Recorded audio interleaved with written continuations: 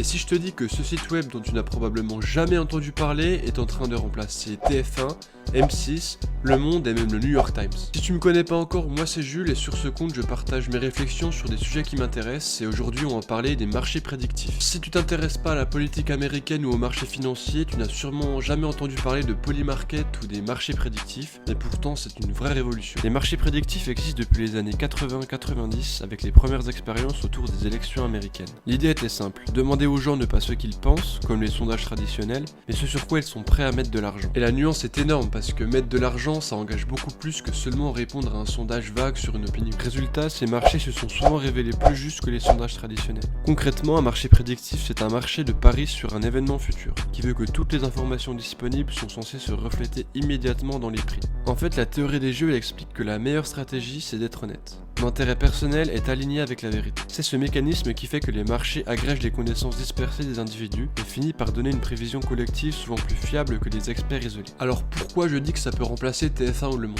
Parce qu'au lieu de lire l'avis d'un éditorialiste ou de regarder un sondage incertain, tu regardes où les gens mettent leur argent. Et les chiffres sont frappants. Les marchés prédictifs comme l'Iowa Electronic Market ont historiquement surpassé les sondages dans la prévision des élections américaines. Et vu les instabilités politiques actuelles en France, la question est simple. Est-ce qu'on ferait mieux de laisser les marchés prédictifs décider pour nous ou est-ce qu'on a raison de continuer à voter pour des partis politiques?